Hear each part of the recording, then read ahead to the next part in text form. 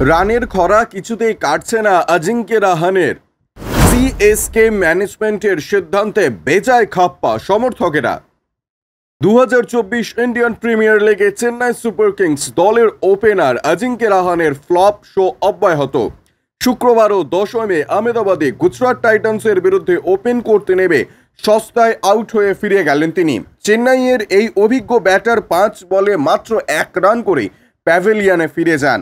এই ম্যাচে চেন্নাই সুপার কিংসকে জয়ের জন্য 232 রানের টার্গেট দেওয়া হয়েছিল। সে কারণেই এই রান তাড়া করতে রাহানেকে একটা বড়সড় দায়িত্ব গ্রহণ করতে হতো। এই ম্যাচে তাকে ইম্প্যাক্ট প্লেয়ার হিসেবে নামায় সিএসকে টিম ম্যানেজমেন্ট। আশা ছিল শুরুতেই তিনি আগুন পারফরমেন্স করতে পারবেন, কিন্তু 35 বছর বয়সী এই ক্রিকেটার দ্বিতীয় ওভারেই খতম টাটা গুড বাই করে চলে যায়। এই ম্যাচে সন্দীপ ওয়ারিয়ারের একটি লেন্থ ডেলিভারি অন সাইডে খেলতে গিয়েছিলেন রাহানে, কিন্তু বলটা তার ব্যাটের ওপরের কানা লেগে সোজা মিড অফে চলে যায়। সেখানেই দাঁড়িয়েছিলেন রাহুল তেওটিয়া, তিনি এই ক্যাচ ধরতে কোনো ভুল করেননি। রাহানে আউট হতেই সোশ্যাল মিডিয়ায় বিক্ষোভে ফেটে পড়েন চেন্নাই সমর্থকেরা। রাহানের ব্যর্থতা নিয়ে তারা কটাক্ষ করতেও শুরু করেন। আসুন দেখে নেওয়া যাক সোশ্যাল মিডিয়ায় এক্সে কে কি প্রতিক্রিয়া দিলেন। ব্যুরো রিপোর্ট ইউজে নিউজ।